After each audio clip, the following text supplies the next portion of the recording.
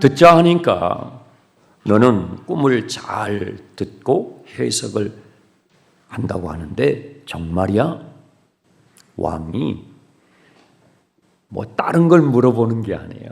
너 고생 많이 했구나. 뭐 이런 말 없어요.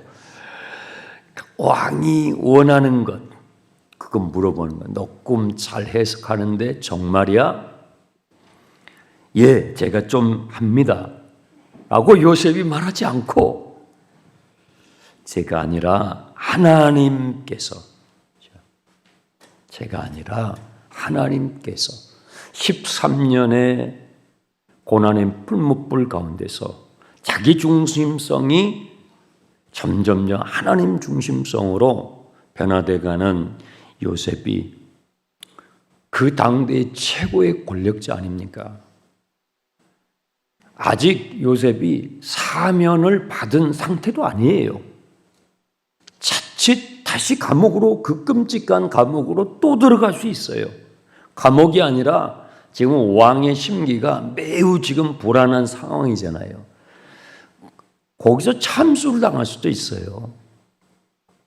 그런데 제가 아니라 하나님께서, 애굽에 있는 어떤 신을 지칭하는 것도 아니고, 저 히브리 사람들, 애굽의 사람들은요, 히브리 사람들을 벌레 취급했어요. 노예거든요. 그 노예 사람들이 믿는 하나님께서 할 때 애굽의 바로 왕이 그게 뭐 귀에 들어오겠습니까?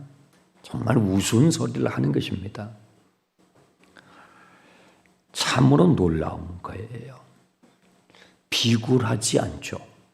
겸손하면서도 당당함이 있어요. 바로 왕은 이런 요셉의 태도에 대해서 즉각적인 반응을 하지 않아요. 왜냐하면 아직 해석을 들은 게 아니니까요. 아마도 바로 왕은 속으로 이런 생각을 했을 거예요. 하나님이라고 웃기고 있네. 자, 그러면 일단 해석을 들어보고 보자. 그런 마음이었을 거란 말이에요. 그러면서 17절에서 24절까지 바로가 꿈꿨던 것을 앞의 내용을 그대로 너무나 선명하게 그대로 설명을 합니다. 내가 꿈을 꿨는데 나일 강가에서 건강하고 살찐 7마리의 소가 올라와서 풀을 뜯고 있는데 그 뒤를 따라서 뼈만 앙상한 흉한 소 7마리가 올라와서 그 건강하고 살찐 소들을 다 잡아먹었어요. 여러분, 시골 시장 장터에 가보셨습니까? 거기 가시면 어떤 시골은요, 이 소싸움이에요. 소싸움을 하는 장터가 있다고요. 2마리의 소가 서로 뿔을 세우고 소싸움을 해도요, 굉장합니다. 그런데 14마리의 소가 엉겨붙어 가지고 서로 뿔로 받고 피가 터지고 그 장면을 여러분이 꿈에서 본다고 생각해 봐요. 얼마나 처참한 꿈이에요. 2마리의 소가 엉겨붙어서 싸워도 굉장하거든요. 14마리의 소가. 그런데 비쩍 마른 더 힘이 없을 것 같은 그 뒤에 올라온 소가요, 세상에 7마리 소를 다 잡아먹는 꿈이에요. 얼마나 처참해요. 꿈이니까 그런 장면이 보이는 거지만 얼마나 처참한 장면입니까? 다시 잠이 들었는데 이번에는 무성하고 알이 꽉 찬 7개의 이삭 곡식이 보이고 그 후에 아주 가늘고 앙상한 7개의 이삭 줄기가 나오더니 앞에 있었던 것들을 다 삼켜버리는 거예요. 곡식을 싹 삼켜버리는 그 모습이 정말 SF 영화에서나 우리가 볼 수 있는 장면이에요. 얼마나 괴기한 장면입니까? 깜짝 벌떡 일어났는데 꿈이었다라는 거예요. 그런데 25절부터 31절이 이 요셉이 해석을 하는데요. 침착하고 일목요연하게 막힘이 없이 해석을 합니다. 왕이시여, 바로 왕께서 꾸신 두 가지의 꿈은 사실은 뜻이 한 가지입니다. 한 가지의 뜻을 가진 두 개의 상이한 꿈을 연속 꿨다라는 얘기죠. 이것은 하나님께서 하실 일을 왕께 미리 알려주신 것인데 7마리의 먼저 나온 살찐 소와 그리고 알이 꽉 찬 이삭 7개의 줄기는 똑같이 7년을 의미합니다. 그리고 그 이후에 오는 7마리 앙상한 소와 가늘고 메마른 7개의 이삭 줄기도 똑같이 7년인데 이것은 흉년을 의미합니다. 앞으로 애굽 제국에 대단한 큰 풍년이 도래하게 돼서 경제적인 부흥기가 번성기가 찾아올 것입니다. 그런데 그 7년의 시기가 지나고 나면 큰 흉년이 들어서 경제적 공황, 경제적 불황기에 들어가게 될 텐데 이 7년의 불황기는 극심한 불황이어서 안일하게 보시면 안 됩니다. 뭐 이러다가 1, 2년 하고 말겠지, 그냥 지나가겠지, 그것이 아니라 이 7년의 불황기는 대단한 불황이어서 그 앞에 7년의 호황기를 전혀 기억하지 못할 정도로, 여러분이 팬데믹이 얼마 전까지 있었는데 요즘 이제 기억이 가물가물하시잖아요. 전혀 그 호황기를 기억하지 못할 만큼 극심한 불황기가 찾아오게 될 것입니다.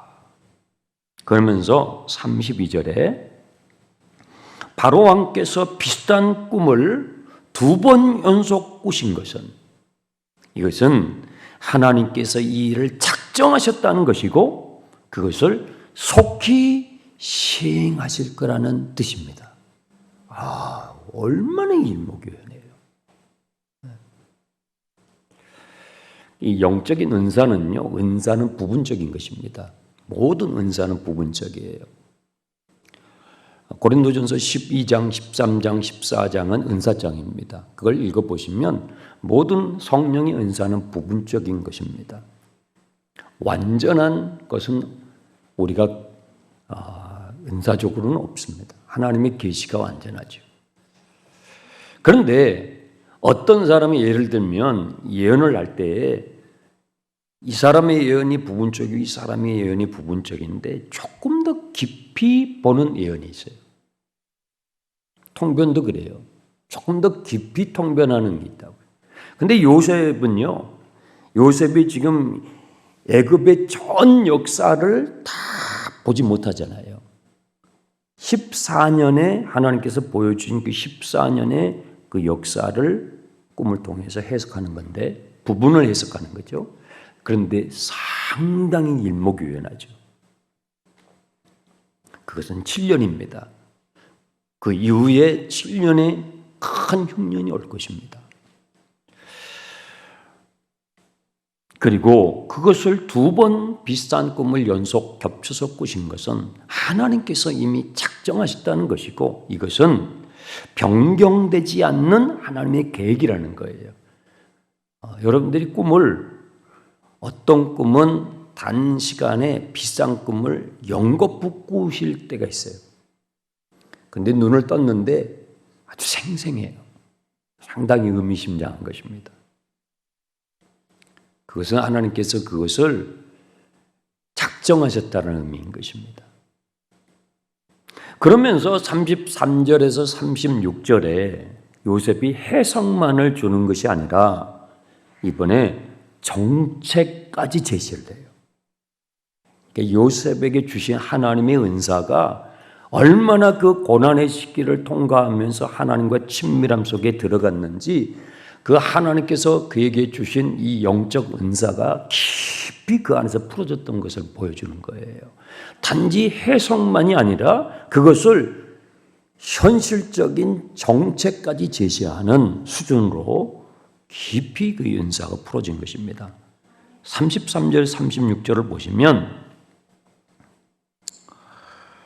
이제 바로께서는 명철하고 지혜 있는 사람을 택하십시오.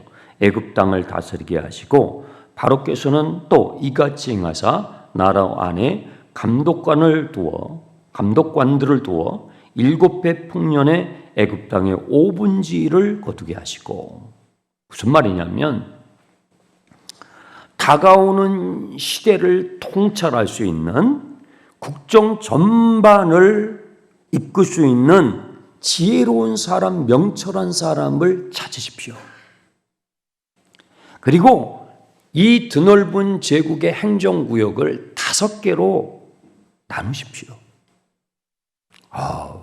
이 거침없는 전략이 나오는 거예요.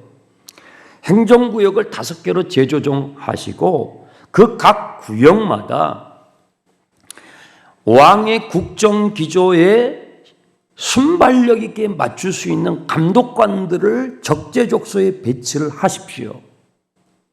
그리고 7년 호황기에 국민들은, 백성들은 흥청망청 될 테니까 해외여행도 가고 갑자기 수입이 늘어나니까 막 쇼핑도 많이 하고 이렇게 될 텐데, 그런 것들을 절제시켜서 그 호황기 7년 동안 국가 수입의 5분의 1, 20%죠. 왕의 고난으로 그것을 과감하게 거둬들여서 힘 있는 사람 부자라고 봐주지 말고, 힘없는 사람 가난한 사람들이라고 착취하지 말고,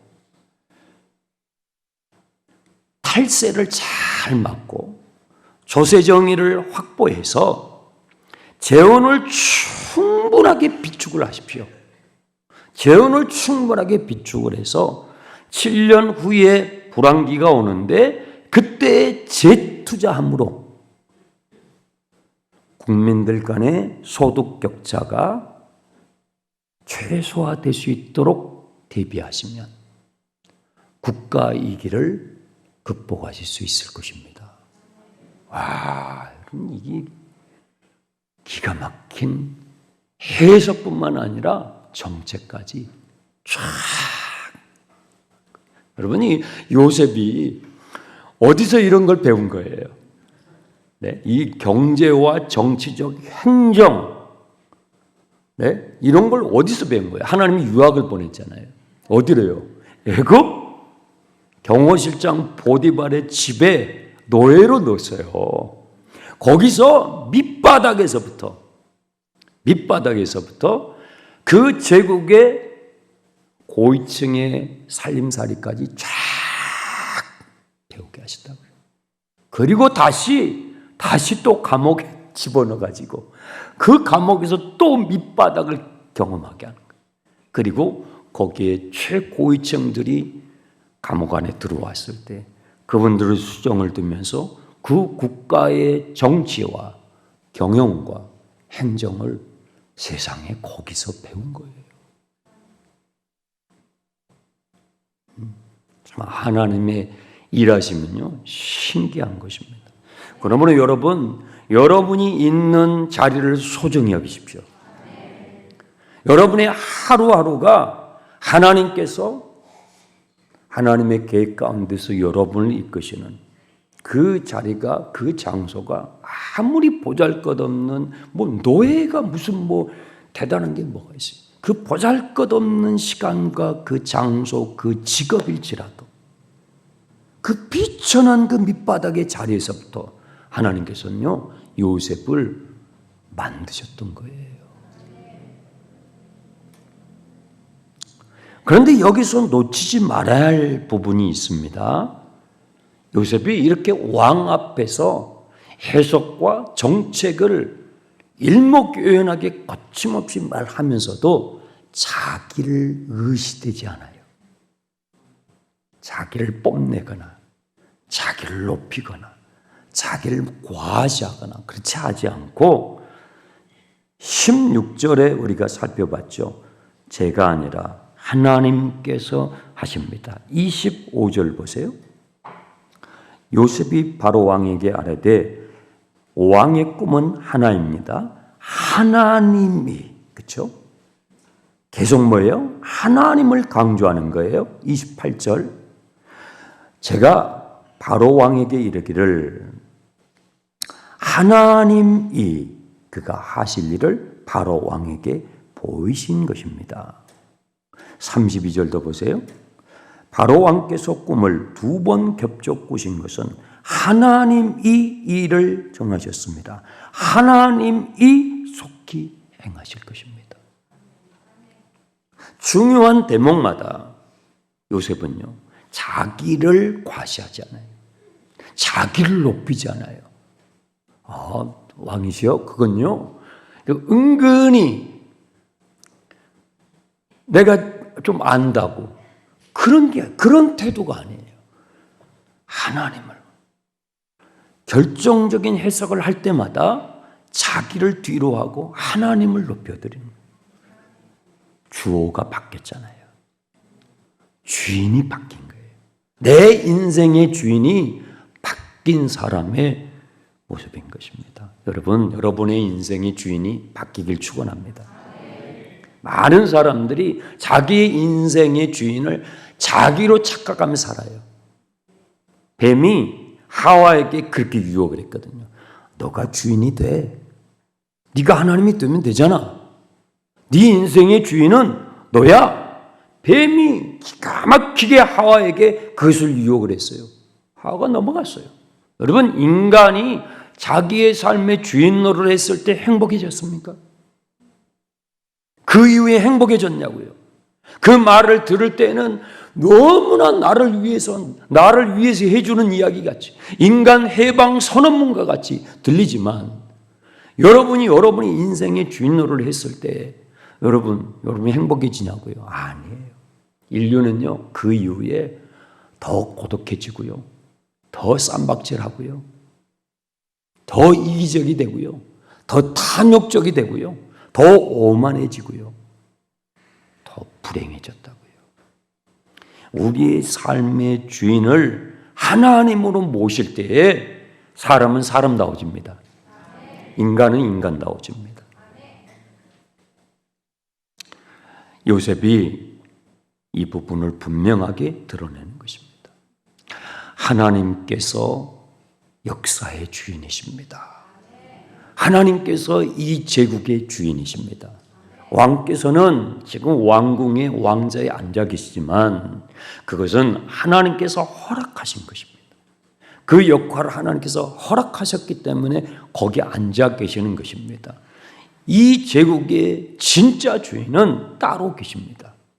하나님께서 하실 일을, 앞으로 14년 동안 하실 일을 왕께 미리 알려주심으로 이 국가적 위기를 지금 왕께서 잘 대비하실 수 있도록 하나님께서 은혜를 베푸신 것입니다. 역사의 주인은 왕이 아니라, 왕자에 앉아 계시는 당신이 아니라 따로 계시는데, 그분은 바로 당신에게 꿈으로 이 나라의 14년간의 일을 알려주신 살아계신 하나님이 역사의 주인이십니다. 여러분, 이런 말을 그 자리에서 이렇게 할 수 있는 건요, 정말 하나님께서 그런 은혜를 주셔야 그런 담력이 나오거든요. 말 한마디 잘못하면 생명이 왔다 갔다 하는 순간이에요. 비굴하지 않고 겸손하면서도 당당하게 하나님의 뜻을 전하는 요셉의 모습을 볼 수가 있는 것입니다. 또 한 가지 우리가 놓치지 말아야 할 것은, 요셉은요 7년의 큰 경제적 호황 이후에 7년의 큰 불황기가 오는 것을 내다보면서, 하나님, 왜 그런 불안기를 주십니까? 하나님 풍년기를 주시면 감사한데요. 그 다음에 오는 불안기는 막아주세요. 주지 마세요. 그렇게 기도하지 않았다는 것입니다. 그리고 왕에게도 그것을 요구하지도 않았다는 것입니다. 꿈을 연속 2번 겹쳐서 꾼 것은 이것은 하나님께서 작정하신 것이니 이것은 변경될 수 있는 계획이 아니라 하나님께서 작정하신 것이니 우리가 다 이해할 수 없는 차원에 우리가 다 이해할 수 없는 하나님의 뜻이 있는 것이니 이것을 우리가 받아들이고 그리고 다가오는 미래를 믿음으로 이와 같이 대비하셔야 합니다 했다는 것입니다. 우리는요 신앙생활 할 때에 풍년만 달라고 기도해요.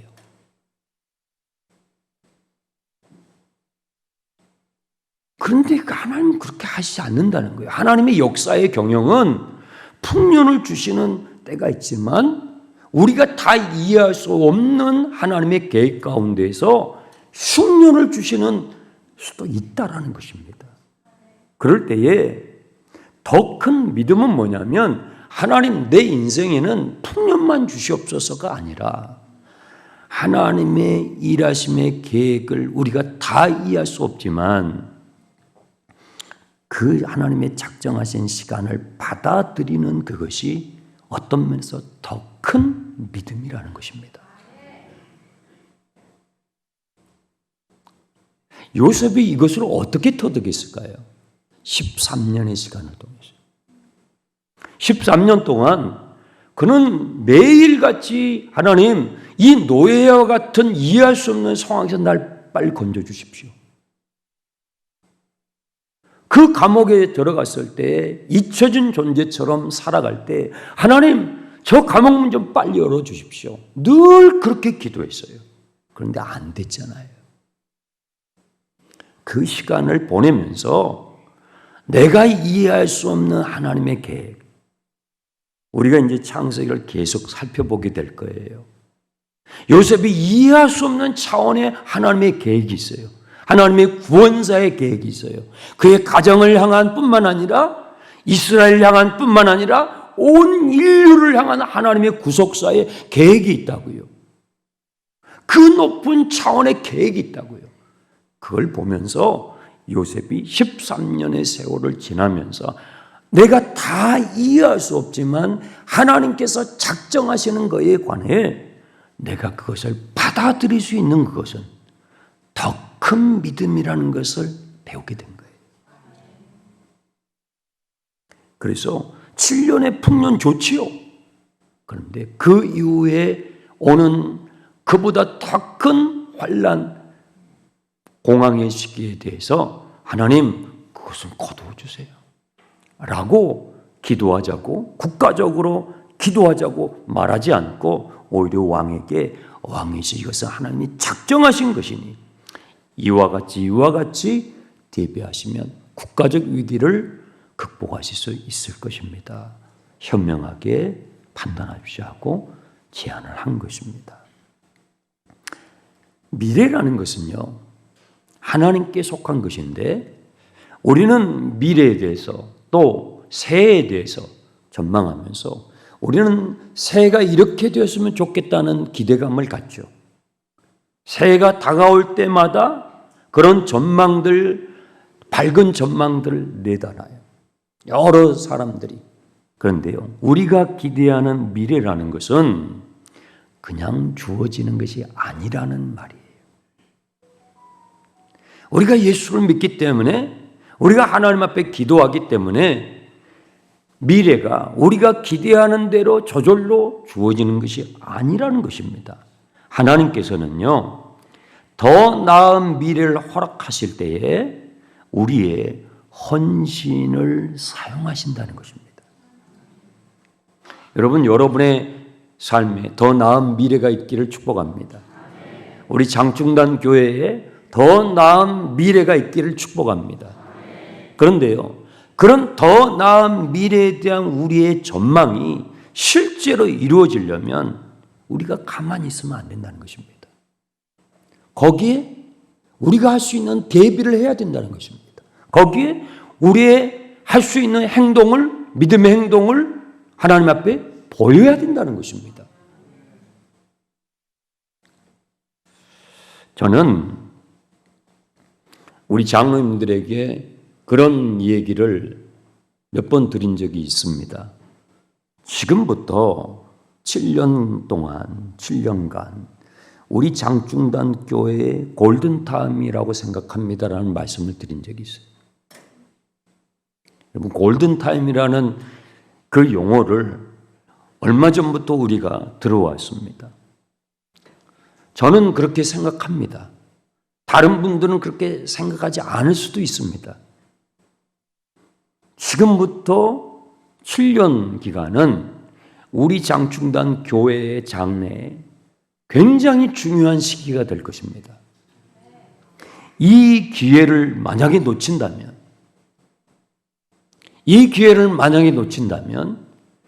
우리 교회는 어쩌면이 아니라 한국 교회 전체에 지금 이미 도래한 불행한 대상 중에 하나가 될 것입니다. 지금 유럽과 북미 지역의 교회들이 어떤 상황이 있는 줄 아십니까?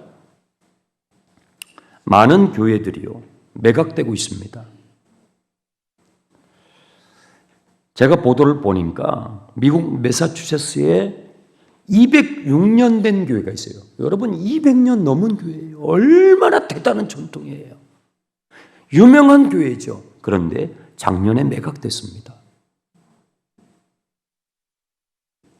안 놀라시네요. 200년의 전통을 가진 교회라니까요. 여러분, 뉴욕 맨하탄에 가시면, 뉴욕 맨하탄은 부자들 동네잖아요. 뉴욕 맨하탄 86번가에 가면 거기에 랜드마크가 되는 교회가 있습니다. 그 교회 이름이 웨스트파크 장로교회입니다. 센트럴파크에서 멀지 않습니다. 그런데요, 이 교회가 그 지역의 랜드마크예요. 큰 장로교회예요. 그런데 지금 건설회사의 매각 위기에 있습니다.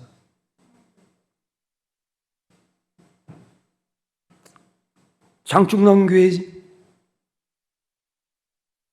우리 교회가 지금부터 7년 기간을 정말로 지혜롭게 우리가 미래를 준비하지 않는다면 많은 한국 교회도 이런 흐름 속에서 쓰러지는 교회들이 있을 것입니다. 그리고 우리도 그 중에 하나가 될 수 있습니다. 그거에 대한 가시적인 지표가 뭡니까? 교육 목장을 가보십시오. 교회 학교를 가보십시오. 푸른 세대와 청년, 그리고 그 밑에 청소년들, 그리고 유초등부, 그리고 유치부, 영아부까지 가보십시오. 벌써 우리는요, 유초등부가 같이 모이고 있어요. 중고등부가 같이 모이고 있어요. 교회의 미래에 대해서, 교회의 장래에 대해서 여러분들이 정말 장충단 교회를 사랑하시는 분이라면 사랑하시는 분이실 겁니다. 그래서 이 시간에도 여러분이 오신 것입니다. 그런데요, 저는 지금부터 앞으로 7년간이 우리 교회의 골든타임의 기간이 될 거라고 생각합니다. 이 기간을 우리가 기도하면서 주님이 주시는 지혜를 받고 전략적인 대안을 행동으로 보이는 용감한 사람들이 행동으로 참여하지 않는다면 우리 교회는요, 어쩌면 그렇게 어려운 교회들의 한 교회가 될 것입니다. 여러분, 다음 세대가 없는데 수양관이 왜 필요하겠습니까? 그 수양관에 누가 가겠습니까? 생각해 보세요. 지금 많은 유럽 교회와 북미 지역의 교회들이 그렇게 되고 있어요. 그런데 모든 교회가 그런 것은 아닙니다.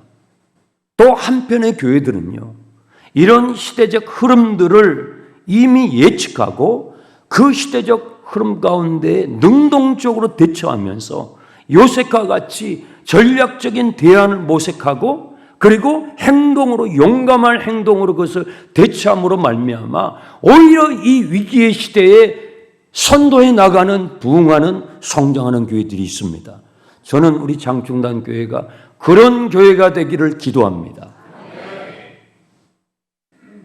네. 우리는 그런 가능성을 지금 보고 있잖아요. 보고 있잖아요. 우리가 이 짧은 시간 동안에 다음 세대를 예배하며 주님을 찾고 주님 앞에 반응하려고 하는 모든 세대들이 일어나려고 하는 그런 움직임들이 일어나고 있는 것에 인하여 감사합니다. 그래서 여러분, 제가 여러분들에게 도전을 드리려고 합니다. 누군가는 하겠죠. 누군가는 하겠죠. 누군가는 아마도 목사님이 하겠죠. 장로님들이 하시겠죠. 당의 장로님들이 하시겠죠. 기도하는 권사님들이 아마 하시지 않을까요? 여러분, 그렇게 갖고는 안 됩니다. 그렇게 갖고는 안 됩니다.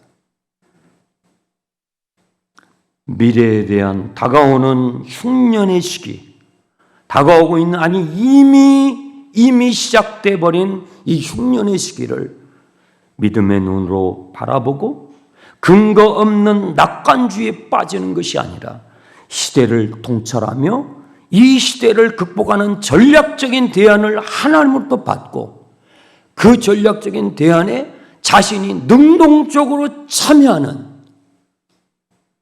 용기 있는 사람들이 많이 일어나야 하는 것입니다. 많이 일어나야 하는 것입니다. 제가 내일 이제 그 부분을 나눌 거예요. 애굽의 바로 왕은요, 그 사람은 하나님을 모르는 사람이에요. 그렇죠? 하나님 모르는 사람이잖아요. 그냥 그 제국의 통치자예요. 그런데 요셉을 통해서 그 이야기를 들을 때에 어때요? 이 사람 트인 사람입니다.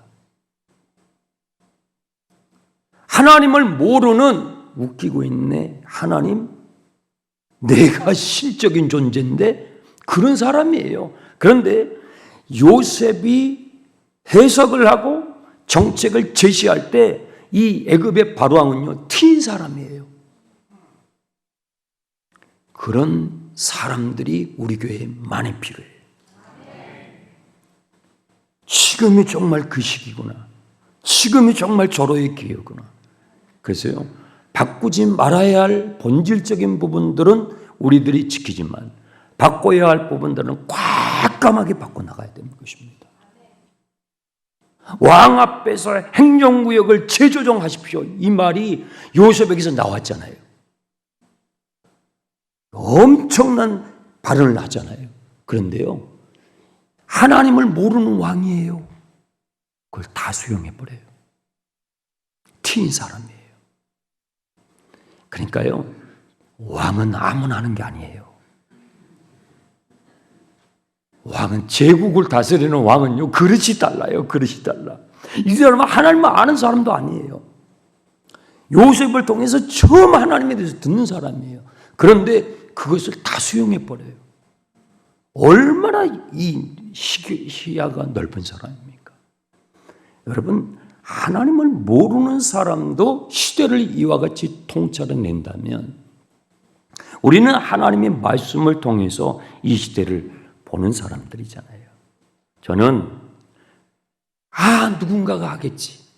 목사님이 하겠지. 당의 장로님들이 하시겠지. 아니에요. 그 누군가가 여러분이 되시란 말이에요. 여러분이 되시란 말이에요. 하나님, 제가 부족하지만, 주님, 제가 부족하지만, 맞아요. 우리가 소중히 여기고 우리가 사랑하는 장충단 교회, 제가 지금 이렇게 예배하고 있지만 이 자리에 푸른 세대들이, 청년들이, 다음 세대, 우리 자녀들이, 온 세대가 다 함께 모여서 마음껏 예배하고,